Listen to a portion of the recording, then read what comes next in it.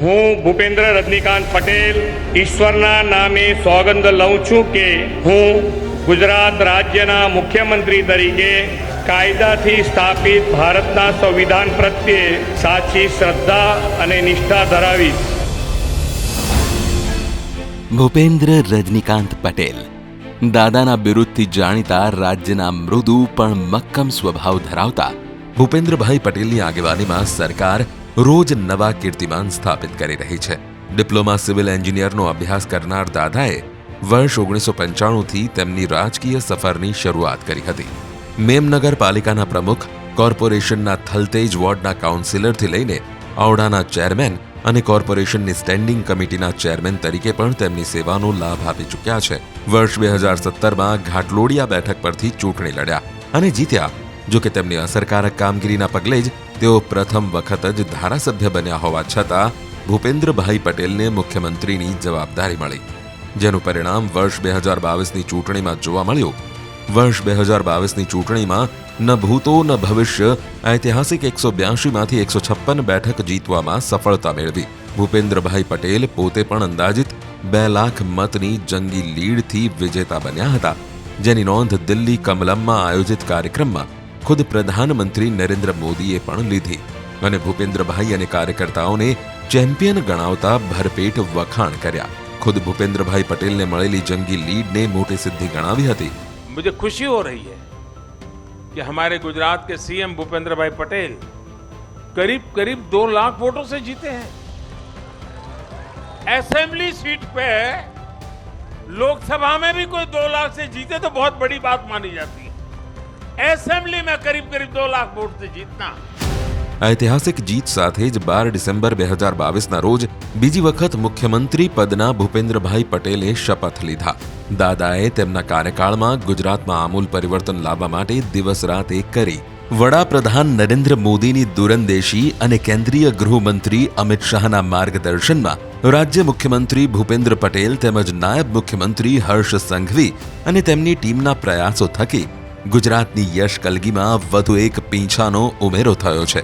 આ સુવર્ણ પીંછું એટલે વર્ષ 2030 માટેના કોમનવેલ્થ ગેમ્સની યજમાની હવે ગુજરાત અને તે પણ અમદાવાદ કરશે.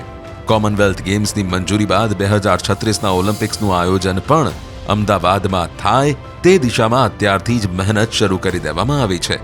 આ મહેનત ફળે અને 2036નું ઓલિમ્પિકનું આયોજન પણ અમદાવાદમાં થાય તો નવાઈ નહીં. તેમની સરકારે રાજ્યમાં યુનિફોર્મ સિવિલ કોડના અમલીકરણ અને અમલીકરણનો અભ્યાસ કરવા માટે એક સમિતિની રચના કરનાર પ્રથમ રાજ્ય પણ ગુજરાત બન્યું હતું.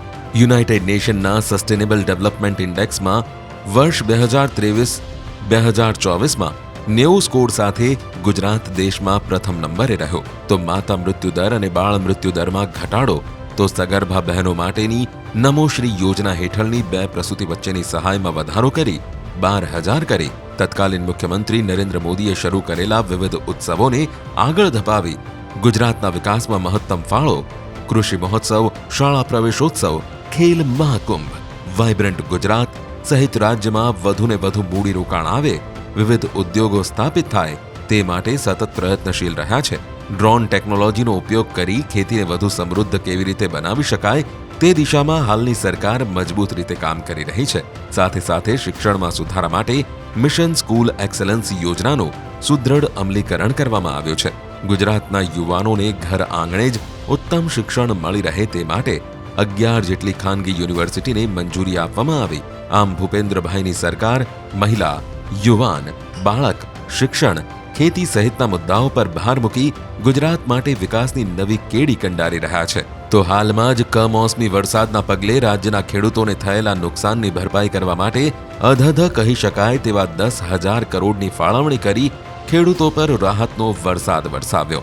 લોક કલ્યાણના દ્રષ્ટિકોણ સાથે જ હવે વિકસિત ભારત એટ 2047ના વડાપ્રધાન નરેન્દ્રભાઈ મોદીના વિઝનને વિકસિત ગુજરાતથી સાકાર કરવા જ્ઞાન એટલે કે ગરીબ, યુવા, અન્નદાતા, નારી શક્તિના સમુચિત વિકાસના કાર્યક્રમોના આયોજન સાથે આગળ વધવાની નેમ ધરાવે છે.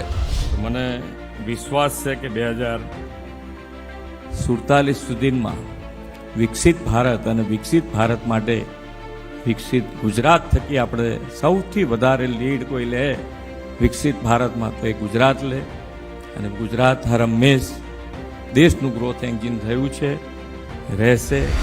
આઝાદીના 100મા વર્ષે ભારતની સાથે સાથે ગુજરાતનો પણ દરેક વ્યક્તિ સુખાકારી ભોગવતો હોવો જોઈએ તેવા મિશન સાથે આગળ વધતા મુખ્યમંત્રી ભૂપેન્દ્રભાઈ પટેલને આવો તાળીઓના ગડગડાટથી વધાવી લઈએ.